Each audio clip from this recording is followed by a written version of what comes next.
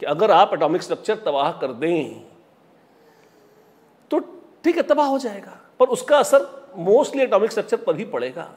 आप अगर मोल कंसेप्ट उजाड़ दें तो बची खुची फिजिकल केमिस्ट्री करने की संभावनाएं समाप्त हो जाती हैं। अगर मोल में कहीं दर्द है, अगर मोल कंसेप्ट हमने ढंग से नहीं किया है, तो आगे 1/3 केमिस्ट्री हमारी शुद्ध रूप से बर्बाद होगी, इसकी गारंटी मैं लेता हूं। तो बर्बाद कर दोगे हमें? आप खुद को बर्बाद करेंगे यदि आप ये चैप्टर छोड़ दें। हम तो पढ़ा ही रहे हैं। अच्छा, और ये चैप्टर, अच्छा तो आपकी क्लास अटेंड करके चैप्टर हमारा बहुत अच्छा हो जाएगा? हो सकता है। क्यों? इसलिए कि जो मैं होमवर्क दूंगा अगर आप उसे नहीं करेंगे तो मैं तो आपके बिहाफ पर होमवर्क कर नहीं सकता। अगर मैं करूंगा तो उसका दुर्भाग्य से फायदा मुझे मिलेगा, और वो मैं पहले ही कर चुका हूं। तो मोल प्रैक्टिस बेस्ड चैप्टर है। एटॉमिक स्ट्रक्चर में कुछ प्रैक्टिस है, कुछ थ्योरी है। मोल में थ्योरी बहुत कम है, बहुत मिनिमम है, और कॉमन सेंस बेस्ड है। मोस्टली तो क्या, आपको क्वेश्चंस की प्रैक्टिस करनी है। अच्छा, यहाँ पर मैं एक चीज़ और आपको एक वार्निंग दे दूँ, बहुत इंपॉर्टेंट वार्निंग है, और कई बार बच्चों को एक बात बहुत वक्त बीतने के बाद समझ में आती है। कॉम्पिटिटिव एग्जाम्स के लिए जब आप पढ़ रहे हैं तो क्या आपको अंदाज़ा है कि आपकी लर्निंग की, एक तो ऑफकोर्स थ्योरी लर्निंग तो फर्स्ट स्टेज है ही, उसके बाद जब आप प्रैक्टिस कर रहे हैं क्वेश्चंस की तो 2 स्टेजेस होती हैं। पहली स्टेज, आपको कॉन्सेप्ट आ जाए, जो क्वेश्चन आपको दिए जा रहे हैं वो रोते पीटते आपसे हो जाए, जैसे तैसे, जल्दी हो देर में हो पर हो जाए। और दूसरा है, वो चीज़ बिल्कुल पानी की तरह चलने लग जाए।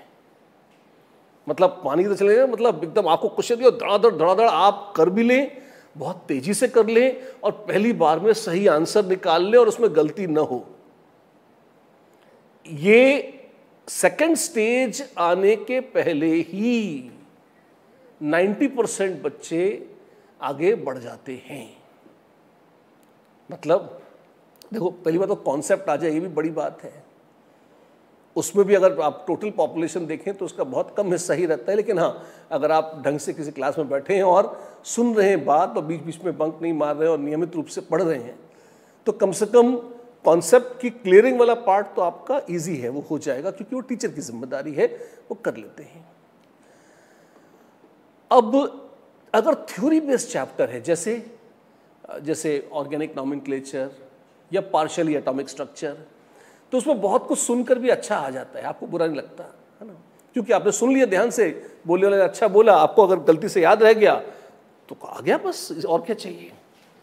पर जब प्रैक्टिस करते हैं, जैसे मोल कंसेप्ट जब हम करेंगे, मैं आपको शुरू में और बीच में भी थ्रू आउट थोक के भाव ढेर सारे क्वेश्चंस दूंगा। ढंग से मोल कंसेप्ट करने का टारगेट क्या है, कितने सवाल लगाने पड़ेंगे आपको? कम से कम 700-800 क्वेश्चन लगाने चाहिए मोल के। इससे कम अगर आप लगाएंगे तो आपको मोल का कंसेप्ट, आप ऐसा दावा कर लें, आपको एक इल्यूजन हो जाए कि मुझे मोल कॉन्सेप्ट आ गया। ये काम अगर हम करना चाहते हैं तो इसके लिए तो शायद 100-150 क्वेश्चन में भी हो जाएगा ये। लेकिन होगा क्या, आपकी गाड़ी अटकती रहेगी, आपको ये कॉन्फिडेंस नहीं आएगा कि एक बार में क्वेश्चन कर लिया, जो आंसर है वो सही है। हो सकता है आपको एक स्यूडो कॉन्फिडेंस आज भी जाए, झूठा कॉन्फिडेंस आ जाए, लेकिन वास्तव में वो सही नहीं निकलेंगे। या वो काम जो हो सकता है दूसरे विद्यार्थी 5 सेकंड 10 सेकंड में कर लें, आपको उसी के लिए 1.5-2 मिनट की आवश्यकता पड़ेगी। जैसे ही ये होता है, और शुरू में सबके साथ ऐसा ही होता है, सब ऐसे शुरुआत करते हैं। तो this is my duty to warn you, mole is not a chapter to be messed with. इसमें, अच्छा बिलीव मी, मुझे तुम्हें एक्स्ट्रा काम देने का कोई शौक नहीं है। मैं बिल्कुल मिनिमम एफर्ट के लॉ पे चलता हूँ। कम से कम काम देकर अगर बच्चों को चीज़ आ जाए तो मैं कोशिश करता हूँ उतना ही दिया जाए। पर हमारा सिलेबस क्या अच्छा खासा है, टफनेस लेवल ठीक है, तो प्रैक्टिस तो यार हमें करनी पड़ती है।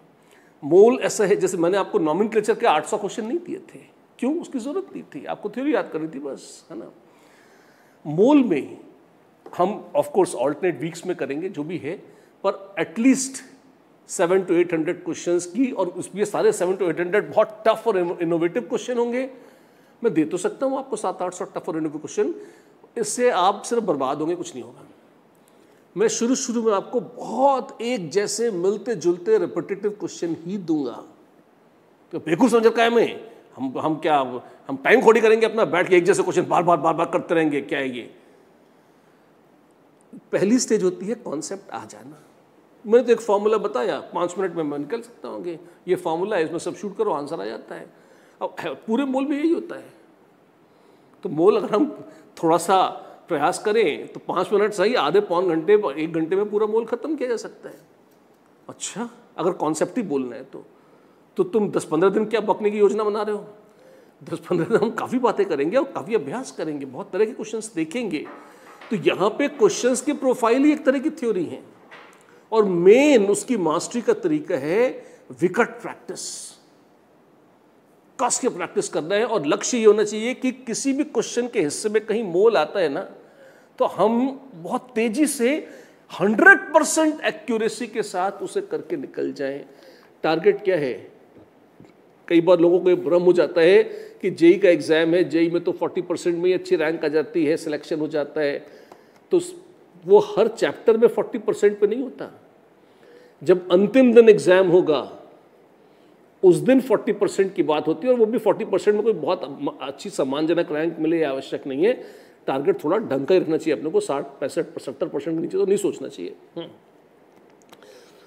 तो और अगर अच्छे हैं, एस्पायरिंग, आपको लगता है कि हाँ अपने नेशनल लेवल पर टॉप करने की क्षमता है, तो फिर तो वही 95-97% मार्क्स तो यार जेई एडवांस में भी कोई ना कोई तो कूट ही देता है अल्टीमेटली, है ना।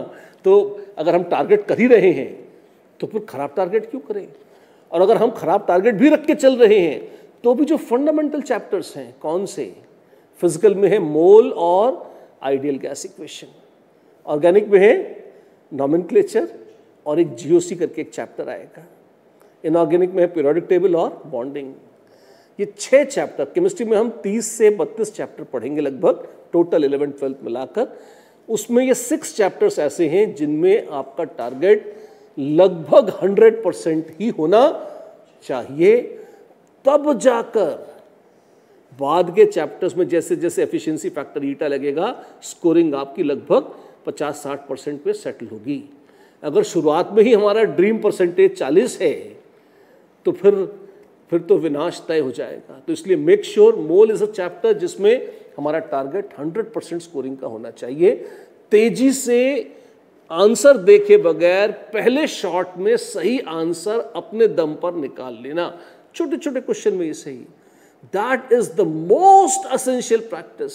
और ये चीज़ में हर साल जब भी हम पढ़ाते हैं हम बोलते हैं, जब 11th में शुरू करते हैं हम कहते हैं कि मोल अच्छे से कर लो, उसके बगैर फिजिकल केमिस्ट्री नहीं होगी। जिनको सुनना होता है सुनते हैं, जिनको जो ज़्यादा ज्ञानी होते हैं वो नहीं सुनते हैं, उनको लगता है कि ठीक है कर लेंगे, ऐसी कौन सी बड़ी बात है। तो लगभग 60-70% बच्चे तो कर लेते हैं, लेकिन 30-40% वो विद्यार्थी जिनमें ज्ञान की मात्रा अधिक होती है, और कई बार इसमें अच्छे विद्यार्थी भी होते हैं, क्योंकि मोल में क्या है, बहुत छोटे छोटे क्वेश्चंस की एलिमेंट्री प्रैक्टिस से शुरू होता है ये। और कई बार लोगों को लगता है कि ये उनकी इज्जत के खिलाफ है कि उन्हें ऐसे घटिया क्वेश्चन कराए जा रहे हैं, इतने सस्ते क्वेश्चन कराए जा रहे हैं। उनको ये भी लगता है कि ये एक्सरसाइज विशेष रूप से मूर्ख विद्यार्थियों के लिए है, और हम तो ज्ञानी और बुद्धिमान हैं तो हमारे लिए थोड़ी है ये। मैं आपको बताना चाहता हूँ, मूर्खता का पहला लक्षण यही है कि हम मानते हैं कि हम ज्ञानी हैं और पड़ोसी मूर्ख है। तो जिन जिन के मन में ऐसी भावना विशेष आ जाती है, और ये इतनी लंबी चौड़ी मैं वक्तव्य इसलिए दे रहा हूँ क्यों, क्योंकि जैसे ही मैं पहला होमवर्क दूंगा सबसे पहले आपके मन में, आप मुझसे कहें या ना कहें, ये विचार आपके मन में सबसे पहले आएगा। अच्छा, जब मैं आपके बराबर था तो मैं भी तो आपके जैसे ही था, है ना। ऐसा मतलब यही लगता था कि टफ क्वेश्चन कर लो, इजी से छोड़ दो, इजी तो ऐसे हो जाते हैं, क्योंकि उतनी अक्ल थी नहीं उस समय। किसी ने बताया भी नहीं कि भाई एग्जाम में स्मूथनेस भी चाहिए होती है, प्रैक्टिस भी चाहिए होती है। वो क्वेश्चन अगर आपने 3 घंटे के बाद 6 घंटे में किया, 10 घंटे में किया, तो वहाँ पर तो 3 घंटे के बाद निकाल दिए जाएंगे ना। आपको तो तेजी से करना होगा। तो इतना लंबा चौड़ा भाषण मैं क्यों दे रहा हूँ, क्योंकि एक तो मोल, हम एटॉमिक स्ट्रक्चर बर्बाद करने चल जाएगा, हमें मोल बर्बाद बिल्कुल नहीं करना है। तो एटॉमिक भी क्यों बर्बाद, हाँ हमें कुछ भी बर्बाद नहीं करना है, लेकिन मैं तो हर तरह के विद्यार्थी होते हैं ना, तो मैं ऑप्शंस देके चलता हूँ। कुछ ने कसम खाली होती है कि हम कुछ घर तो जलाकर ही दम लेंगे, तो भैया मोल ऐसा घर नहीं है जिसे हम जला पाएँ, है ना। फिर उसमें क्या अपने को नुकसान बहुत ज़्यादा हो जाएगा। तो इसलिए ये चैप्टर हमें बहुत केयरफुली, बहुत ढंग से और बहुत नियम से करना है, हैवी प्रैक्टिस के साथ। द प्रैक्टिस में be dull, a little unromantic, boring and not very challenging to begin with. धीरे धीरे आप देखेंगे हम बहुत अच्छे बड़े खूबसूरत क्वेश्चन भी कर लेंगे, ऐसे क्वेश्चन जिसमें हिल जाए आप बहुत अच्छे से, लेकिन ये तब होगा जब हम पहले सस्ता काम अच्छे अभ्यास के साथ करेंगे। मैं बार बार रिपीट करके कह रहा हूं, क्यों? क्योंकि बार बार रिपीट करके चिल्लाने के बाद मैंने कहा 60-70% लोग करते हैं, 30-40% ज्ञानी हो जाते हैं, वो नहीं करते या कामचोर होते हैं। फिर जैसे जैसे मोल आगे बढ़ता है तब तक तुम्हें समझ में नहीं आता, लगता है आसानी है। फिर गैसेस का एक चैप्टर आता है, गैसियस स्टेट बहुत टफ चैप्टर नहीं है, मोल जैसा ही है, तो उनको वो भी चल जाता है। फिर आता है इक्विलिब्रियम, केमिकल आता है, आयनिक आती है, the great and glamorous ionic equilibrium, thermodynamics आती है। अब वहाँ पर उनको जीवन का असली मजा आना शुरू होता है। फिर कहते हैं साहब ये थर्मो समझ में नहीं आ रही। ठीक है, थर्मो वैसे भी समझ में आने में कष्ट ही होता है ना। मैं पब्लिक की बात कर रहा हूँ, हमारे विद्यार्थियों को तो नहीं होता, लेकिन इन जनरल पब्लिक को कष्ट रहता है। लेकिन जब थर्मो के स्यापे को हम गिनते हैं ना वापस बैक बॉन्डिंग से कि इसकी जड़ें कहाँ हैं, तो जड़ें निश्चित रूप से वही निकलती हैं, कहाँ पे? कि मोल नहीं आ रहा।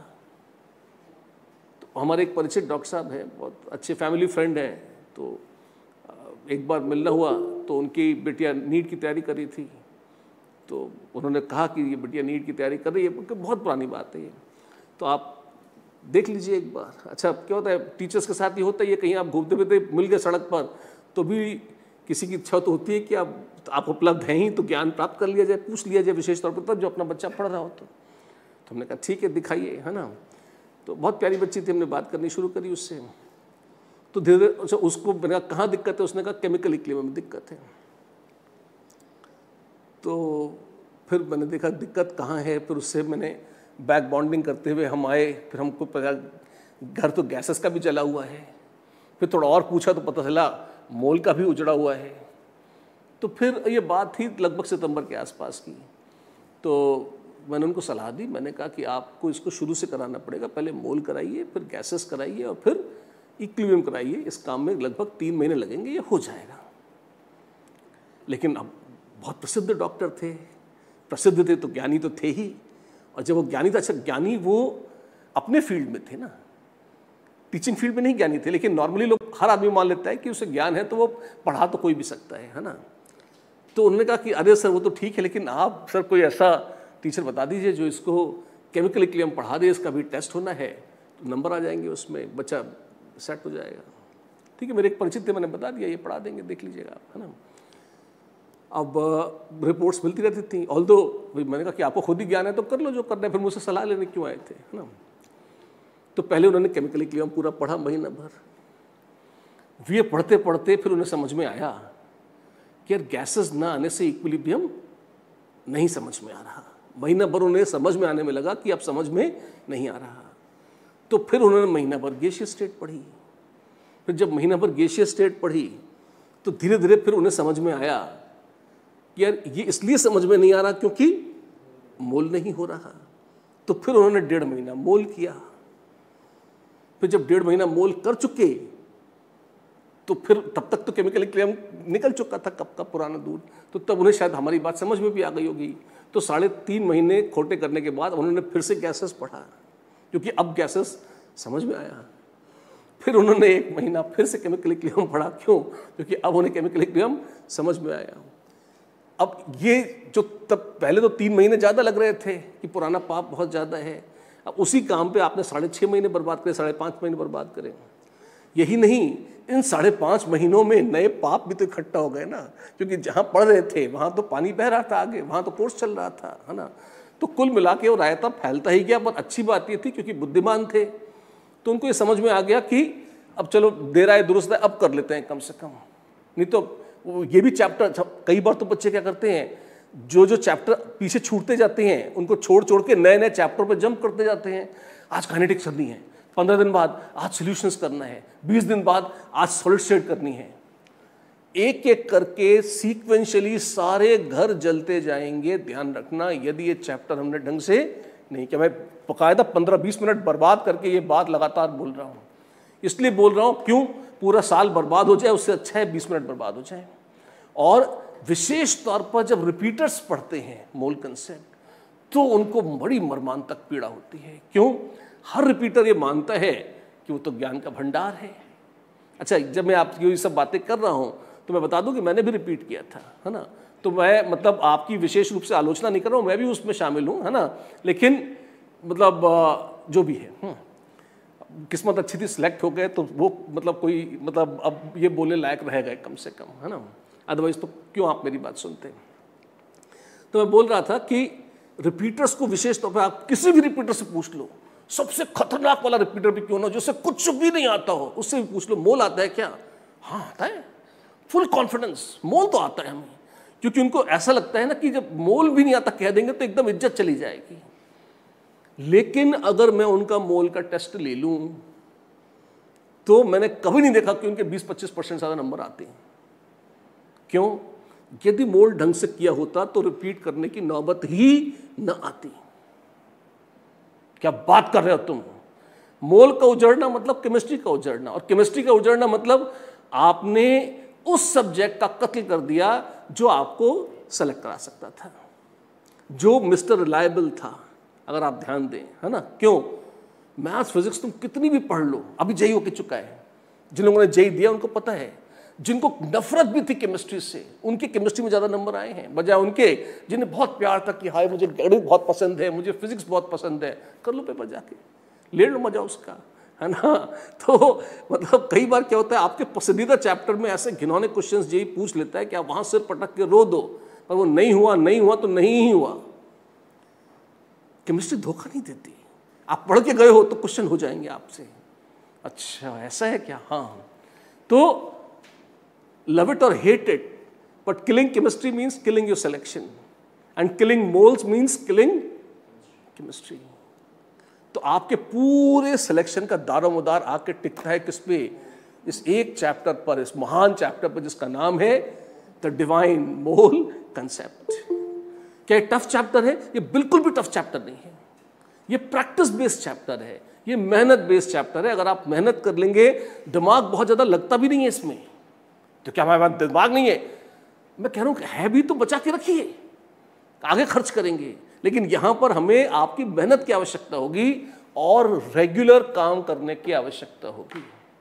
कम से कम 700-800 क्वेश्चन अगर हम सॉल्व नहीं करेंगे तो मोल हमारा चकाचक नहीं होगा, और यदि मोल चकाचक नहीं होगा तो हमारी छींचल इधर तय है।